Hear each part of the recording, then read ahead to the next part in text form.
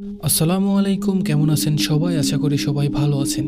তো ভয়ঙ্কর সব ভূতের গল্পে আপনাদের স্বাগতম।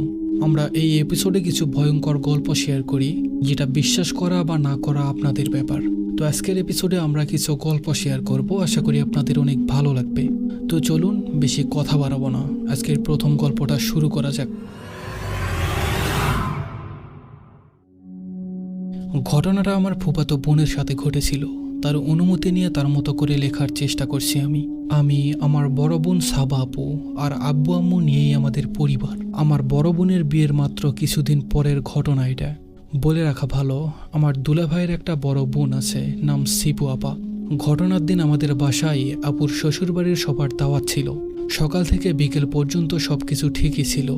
বিকেলে আমরা প্ল্যান করলাম, আমি, দুলাভাই, সাবা আপু আর সিপু আপু আমাদের নানুর বাসায় যাব। নানু তখন খুব অসুস্থ ছিলেন, তাই ওনাকে দেখতে যাওয়ার প্ল্যান। নানু বাসা আমাদের বাসা থেকে হেঁটে গেলে সর্বোচ্চ 15 মিনিট লাগে। আম্মু আমাদের তাড়াতাড়ি বের হতে বললেন, কারণ নানু বাড়ির আগে একটা জায়গা পড়ে, সেখানে সন্ধ্যাবেলায় নাকি অনেক ভয়ঙ্কর ঘটনা ঘটে। যদিও এমন পরিস্থিতিতে আমরা কোনোদিনই পড়িনি, ছোটবেলায় দেখতাম ওখানে 2টা তাল গাছ ছিল। আম্মু আমাদের ওইদিকে খেলতে যেতে দিতেন না। সবাই বলতো সন্ধ্যার সময় ওখানে গেলে নাকি তালগাছের আড়াল থেকে কে বা কারা যেন লম্বা লম্বা জেওপা বের করে হাসতো, তাকিয়ে থাকতো। অবশ্যই এসবের পর গাছ দুটো কেটে ফেলা হয়। তো আমরা সন্ধ্যার অনেক আগেই বের হলাম। আঁকাবাঁকা গলি, আমি, সিপু আপু, আপু, দুলা ভাই, আমরা এভাবে পাশাপাশি হাঁটছিলাম। তখনই আমার ফোন বেজে ওঠে। আমি ফোন রিসিভ করে কথা বলতে বলতে ওদের থেকে অনেকটা সামনে চলে আসি। কয়েক মিনিট পর অনুভব করলাম কেউ একজন আমার হাতটা ধরল। তাকিয়ে দেখি সিপু আপু। উনি বললেন, কি ব্যাপার, তুমি কার সাথে কথা বলতে বলতে আমাদের পিছে ফেলে আসছো? আমার কানে তখনও ফোন। উনি বললেন, ফোনটা একটু রাখো তো। ওনাকে আমার কেমন যেন অস্বাভাবিক মনে হচ্ছিল, কারণ সিপু আপুর চোখগুলো তখন স্বাভাবিকের চেয়ে বড় দেখাচ্ছিল। যাই হোক, আমি ফোনটা কেটে দিলাম। বললাম, আমার বান্ধবী কল করেছিল আপু। সিপু আপু বলল, তোমার আপু আর দুলাভাই তো পিছনে থেকে গেছে, চলো আমরা সামনে যে করই গাছ আছে ওটার পিছনে লুকিয়ে যাই। যখন ওরা আসবে আমরা হু করে ওদের সামনে এসে ভয় দেখাবো। আমি তো এক কথায় রাজি হয়ে গেলাম। দুলাভাইকে এমন ভয় দেখানোর সুযোগ আর আসবে না। তো আমি আর শিপু আপু গাছটার পিছনে লুকিয়ে গেলাম। আপু আর দুলাভাই কত দূরে আসলো তা দেখার জন্য আমি গাছের ফাঁক দিয়ে দেখার চেষ্টা করলাম, কিন্তু যা দেখলাম তা আমার পুরো শরীর একবারে হিম করে দিল। দেখলাম আপু আর দুলাভাইয়ের সাথে সিপু আপুও হেঁটে আসছে। আমি এতটাই ভয় পেলাম যে মাথাটা ঘুরে পিছনে তাকাতেও ভয় হচ্ছিল। ভাবছিলাম, তবে আমার পাশে সিপু আপুর রূপে কে দাঁড়িয়ে আছে, অথচ এখনো সে আমার হাত ধরে আছে। আমি হাতটা ছাড়তে চাইলে সে আমার হাতটা আরো চেপে ধরল। খেয়াল করলাম তার হাতটা নিমেষেই কালো লোমে আবৃত হয়ে যাচ্ছে। আমি আর নড়াতে পারছিলাম না। হঠাৎ জিনিসটা আমার কানের কাছে এসে বলল, কি মরিয়ম, ভয় দেখাবে না? আমি সহ্য করতে না পেরে ওখানেই জ্ঞান হারাই। জ্ঞান ফেরার পর দেখি আমি নানুর বাসায়। আমার পাশে সবাই আছেন, দুলা ভাই, আপু, আম্মু, শিপু আপুও আছেন। তারপর ওনাদের সব খুলে বললাম। দিনের বেলায় এমন ঘটনা ঘটায় আম্মু অনেক ঘাবড়ে গিয়েছিলেন। ওদিকে ওসবে ভয় পেয়ে আমার ভীষণ জ্বর আসে। প্রায় 3-4 দিন পর আমি জ্বর সেরে সুস্থ হই। এখনও নানুর বাসায় যাওয়ার সময় করই গাছটার দিকে তাকালেই আমার গায়ের লোম দাঁড়িয়ে যায়। তো এই ছিল আজকের আমাদের প্রথম গল্প। আশা করি গল্পটা আপনাদের অনেক ভালো লেগেছে। আমাদের গল্পগুলো ভালো লাগলে অবশ্যই কমেন্ট করে জানাবেন। আর নতুন নতুন ভয়ঙ্কর গল্প পেতে অবশ্যই আমাদের ইউটিউব চ্যানেলটা সাবস্ক্রাইব করবেন। তো চলুন বেশি কথা না বাড়িয়ে আজকের পরবর্তী গল্পটা শুরু করা যাক। আসসালামু আলাইকুম। আমি আমার খুব পরিচিত একজনের ঘটনা বলছি এবং তার মতো করেই উপস্থাপন করছি। আমি একটি বেসরকারি প্রতিষ্ঠানে কর্মরত আছি। ঘটনাটি আমার প্রতিষ্ঠানের একটি ফ্লোরকে কেন্দ্র করে। আমার দায়িত্ব হলো মনিটরিং করা। প্রায় সময় আমার রাতের শিফট থাকে। এমনই একদিন ডিউটি পড়ল রাতের বেলায়। আমি আমার রুমে বসে আছি। রাত তখন প্রায় 2টা বাজে। 2জন গার্ড খুব অস্বাভাবিকভাবে ভয় পেয়ে আমার কাছে ছুটে আসলেন। কারণ জিজ্ঞেস করাতে জানালেন তারা কিছু একটা দেখে ভয় পেয়েছে। তাদের স্বাভাবিক হবার সময় দিয়ে জিজ্ঞেস করলাম, কি দেখে ভয় পেয়েছেন? 2জন গার্ডই বললেন, সব চেক করতে তারা 5 তলায় গিয়েছিলেন, সেখানে কিছু একটা দেখে ভয় পেয়েছেন তারা। আর বিস্তারিত জিজ্ঞেস না করে তাদের রেস্ট নিতে বললাম। আমি তখনই বিষয়টি ঊর্ধ্বতম কর্মকর্তাদের জানাই। সেদিনের মতো আর কিছু জিজ্ঞেস করিনি। পরের দিন সেই 2জন গার্ডকে ডেকে জিজ্ঞেস করতে তারা যা জানালো শুনে কিছুটা অবাক হলাম। গার্ড 2জন যখন সব চেক করার জন্য 5 তলায় গেলেন, তারা দুজনেই ফিল করলেন পুরো 5 তলার ফ্লোর থরথর করে কাঁপছে।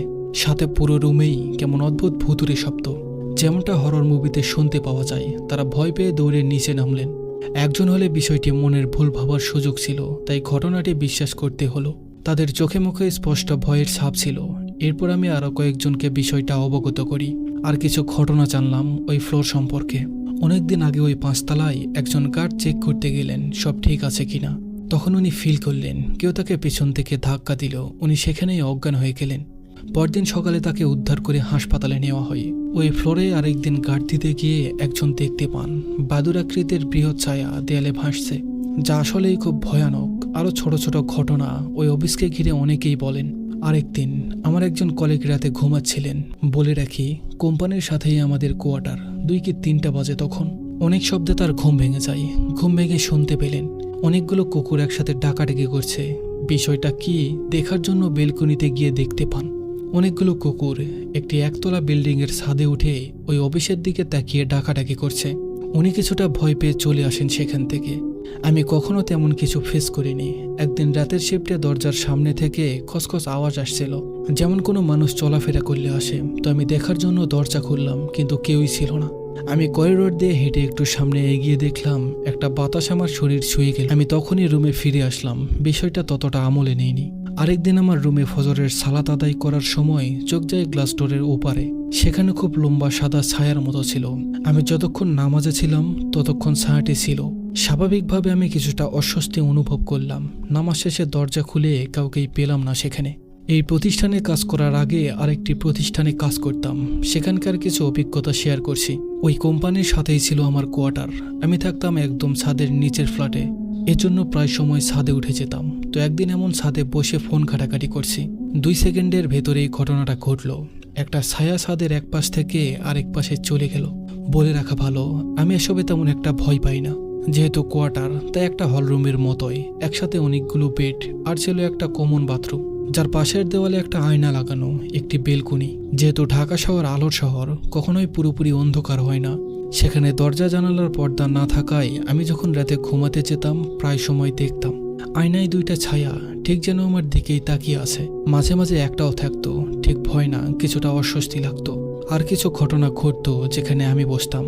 আমার দায়িত্ব ছিল খাবারের হিসাব করা আর বাজারের দিকটা দেখা। তাই সবার কাজ শেষ হলেও হিসাব করতে করতে আমার কাজ একটু দেরিতে শেষ হতো। এটাই ছিল রুটিন। তো একদিন রোজার সময় রাতের খাবার শেষ, আমার কাজগুলো দ্রুত শেষ করছি, ওদিকে সেহরির সময়ও হয়ে এলো প্রায়।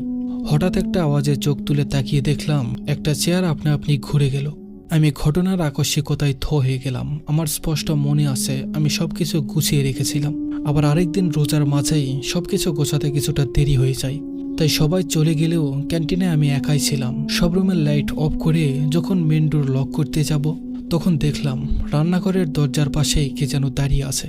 প্রায় দরজার সমান লম্বা, পুরো কালো অবয়ব, ঝাঁকড়া চুল আর জলজলে 2টা চোখ তাকিয়ে আছে দরজা ধরে। রান্নাঘরের জানালা ছিল থাই গ্লাস, যার কারণে বাইরে হালকা আলোতে স্পষ্ট দেখলাম। সাথে সাথেই রুমের লাইট জ্বালিয়ে সেখানে গেলাম দেখতে, কিন্তু কিছুই ছিল না তখন। এই ছিল ঘটনা। এছাড়াও তিনি আরও কিছু ঘটনা শেয়ার করেছেন, সময় করে লিখব ইনশাআল্লাহ। আমি জিজ্ঞেস করলাম তিনি ভয় পান না কেন। উত্তরে তিনি বললেন, মা ছোটবেলায় বলতেন সাহস হলো লক্ষ্মী, তাই কিছু দেখেছে যেন ভয় না পাই। আর তার আরেকটা কথা, সবাই আল্লাহর সৃষ্টি, তাই তাকে দেখে আমি ভয় কেন পাবো, আমি তার মুখোমুখি হব। তো যাই হোক, এই ছিল আমাদের দ্বিতীয় গল্প। আশা করি এই গল্পটা আপনাদের ভালো লেগেছে। আমাদের গল্পগুলো ভালো লাগলে অবশ্যই কমেন্ট করে জানাবেন। তো চলুন বেশি কথা না বাড়িয়ে পরবর্তী গল্পটা শুরু করা যাক। একটা অন্ধকার গ্রাম ছিল, নাম তার শ্মশানপুর। নাম শুনেই বোঝা যায় শক্তি সেখানে ছিল না। বহু বছর আগে গ্রামের পাশ দিয়ে বয়ে যাওয়া নদীর ধারে ছিল একটা পুরনো শ্মশান, যেটাকে সবাই এড়িয়ে চলত। দিনের আলো ফুরালেই সেখানে নাকি নিশিরা ঘুরে বেড়াতো। একদিন শহর থেকে এক তরুণ সাংবাদিক আরিফ এসেছিল শ্মশানপুরের একটা রহস্যময় প্রতিবেদন বানাতে। সে শুনেছিল প্রতি পূর্ণিমায় নদীর ধারে কেমন অদ্ভুত আলো দেখা যায়, আর মাঝরাতে ভেসে আসে কান্নার আওয়াজ। আসন্ন পূর্ণিমার রাতে আরিফ ক্যামেরা নিয়ে বসে পড়ল শ্মশানের এক কোনায়। রাত বাড়তেই কুয়াশা ঘনিয়ে এলো, চারিদিকে নিস্তব্ধ। হঠাৎ নদীর দিক থেকে ভেসে এলো এক মেয়ের সুরালো গলা, যেন কেউ এসো এসো এই বলে ডাকছে। আরিফ সেই ডাকের উৎস খুঁজতে গিয়ে গেল নদীর দিকে। যত এগোয় গলা যেন তত মায়াময় হয়ে ওঠে। হঠাৎই সে দেখতে পেল জলের উপর ভেসে আছে সাদা শাড়ি পরা একটা মেয়ে। তার চুল খোলা, মুখ ঢাকা, আর সে হাত বাড়িয়ে বলছে, তুমি এসেছো, এবার তোমার পালা। তারপর কি হলো কেউ জানে না। সকাল হলো শুধু পাওয়া গেল আরিফের ক্যামেরাটা, যেটার শেষ ফুটেজে দেখা যাচ্ছিল একটা হাত ধীরে ধীরে ক্যামেরার দিকে বাড়ছে। আরিফ আর কোনোদিন ফিরে আসেনি, আর শ্মশানপুরের মানুষরা আজও পূর্ণিমা রাতে সেই গলার ডাক শুনতে পায়। আরিফের ঘটনার পর 1 দশক কেটে গেছে। শ্মশানপুর এখন অনেকটা বদলে গেছে। নতুন রাস্তা, ইলেকট্রিসিটি, ইন্টারনেট সব হয়েছে, কিন্তু সেই নদীর ধারে পুরনো শ্মশানটা এখনো রয়ে গেছে ঠিক যেমন ছিল। কেউ আর সেখানে যায় না, গেলেও ফিরে আসে না। এই সময় আসে অনি, আরিফের ছোট ভাই। ভাইয়ের হারিয়ে যাওয়ার কেসটা তাকে সবসময় তাড়া করে বেড়াতো। এবার সে ঠিক করলো সত্যিটা খুঁজে বের করবে। সে জানতো আরিফের শেষ ক্যামেরার ফুটেজে কিছু একটা সিগন্যাল ছিল, একটা ছায়ার মুখ, চোখ এক ঝলক দেখা গিয়েছিল। আরিফ হারিয়ে যাওয়ার দিন ছিল পূর্ণিমা, আজও সেই একই রাত। অনি একা যায় সেই শ্মশানের ধারে, সাথে ড্রোন ক্যামেরা, থার্মাল সেন্সর আর অ্যান্টিক ওয়্যারলেস রেকর্ডার। রাত গভীর হলে হঠাৎ সে অনুভব করে আশেপাশে শব্দ যেন থেমে গেছে, বাতাস থমকে আছে। কুয়াশার ভেতর আবার ভেসে আসছে সেই পুরনো গলা, এসো। কিন্তু এবার গলাটা একটু আলাদা, যেন কষ্টে ভরা, যেটা কেউ সাহায্য চাইছে। অনেক থেমে যায়, এগিয়ে যায়। হঠাৎ সে দেখে একটা ছায়া তার সামনে এসে দাঁড়ায়। সেটা ছিল আরিফ, কিন্তু চোখে মুখে কোনো হুঁশ নেই, চোখ একদম ফাঁকা। সে এক অদ্ভুত সুরে বলে, ওরা ছেড়ে দিচ্ছে না, নিশি শুধু আর একটা প্রাণ চাই, তুমি এলে ওরা পাবে। অনেক বুঝতে পারে নিশির ফাঁদ শুধু একজনকে নয়, রক্তের সম্পর্ককেও টানে। সে পালাতে চায়, কিন্তু চারপাশে ছায়ারা জমে ওঠে।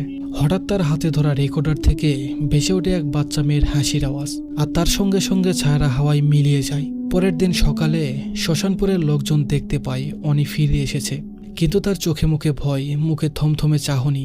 সে কিছু বলে না, শুধু একটা জিনিস ফিসফিস করে, ওরা চলে যায় না, শুধু ঘুমিয়ে থাকে, যতক্ষণ না কেউ আবার ডাক শুনে আসে। অনির মুখ থেকে কথাগুলো শোনার পর গ্রামের একজন বয়স্ক পণ্ডিত, হরিদাস কাকা, তাকে নিজের কাছে ডেকে পাঠালেন। তিনি বললেন, তুই ভাবিস নিশি এমনি এমনি আসে, ইতিহাস জানলে বুঝবি ওরা কেন ফিরে। প্রায় 200 বছর আগে এই শ্মশানপুরে ছিল জমিদার হেমন্ত রায়। বাইরে থেকে শিক্ষিত, কিন্তু ভিতরে ছিল এক নিষ্ঠুর শয়তান। তার প্রাসাদে কাজ করত অনেক দরিদ্র পরিবার, আর তাদের মেয়েদের সে ব্যবহার করত নিজের অসৎ উদ্দেশ্যে। যাদের বাধা দেওয়ার সাহস হতো তারা হঠাৎ করেই আত্মহত্যা করত। সবাই নদীতে ঝাঁপ দিয়ে প্রাণ দিত বলে গল্প চালু ছিল, কিন্তু কেউ জানতো না জমিদার নিজেই তাদের মেরে ফেলত।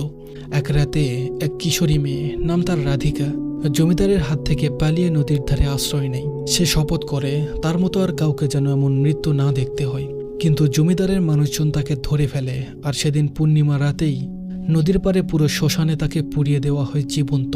তার মুখে তখন ছিল অভিশাপ, এই মাটি যতদিন আছে আমি থাকবো, আর যত অন্যায় হবে আমি ডাকবো।